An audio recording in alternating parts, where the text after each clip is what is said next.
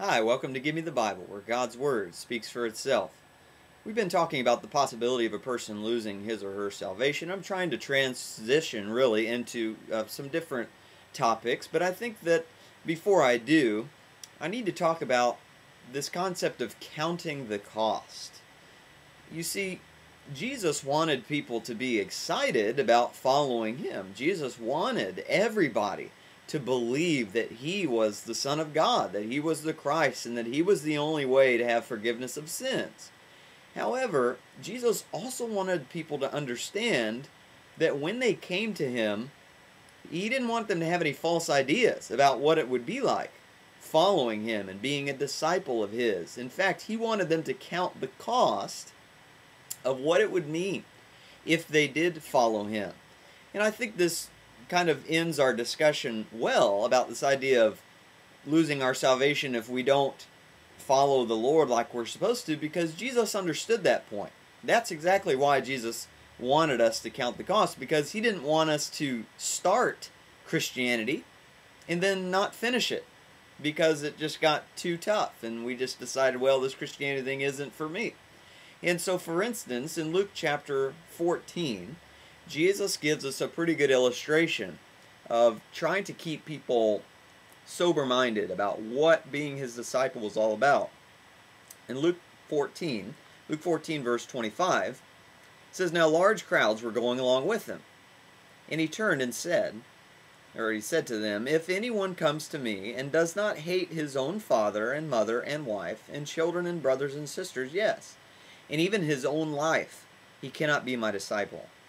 Whoever does not carry his own cross and come after me cannot be my disciple. For which one of you, when he wants to build a tower, does not first sit down and calculate the cost to see if he has enough to complete it? Otherwise, when he's laid a foundation and is not able to finish, all who observe it begin to ridicule him, saying, This man began to build and was not able to finish."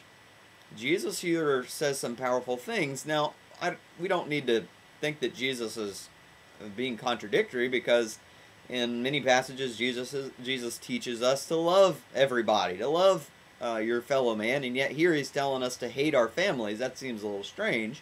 Well, I think the idea is that we love Jesus so much, we love the Lord so much, that in contrast it seems as if we would hate our own families. We would despise our own families if given the choice whether to love Jesus and choose him or choose our families. Jesus is saying, you need to choose me.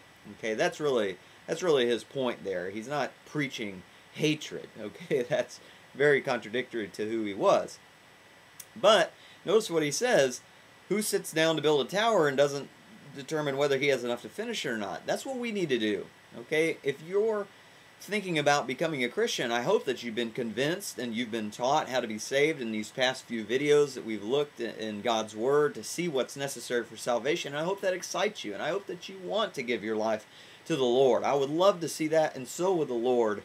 But the Lord also wants you to understand, okay, before you do, I want you to think about what it's going to mean to follow me, because you're not just going to be able to say, yeah, I'm a Christian, and then not change it all and keep doing the things that you've always done. No, sometimes being a Christian means a lot of sacrifice. Maybe we have to stop committing certain sins that we've enjoyed committing in the past. Maybe we have to cut off some relationships that are damaging to us, and maybe that's going to cause some pain. Maybe there's going to be some tension in our families because they don't agree with our faith in Jesus Christ. There's just a whole host of things, disciplining yourself to make the tough choices, to put the Lord first when it's so much easier many times to put Satan first. And Jesus wants us to really think about that and count the cost, because he doesn't want to see any of us be excited about Christianity and get caught up in the emotional aspect of it and get swept away by the idea, by the thought of being a Christian, but then later on give up because we find out, well, really the practical aspect of Christianity can be very difficult at times. Okay, so we need to count the cost, make sure that before we give our lives to Christ, that we're in it for life, that baptism is really just the beginning of our journey, the beginning of our spiritual growth with Him.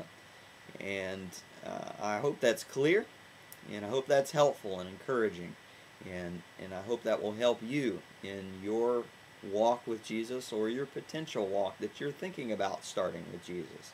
Thank you so much for your interest in spiritual things, and Lord willing, I'll see you next time.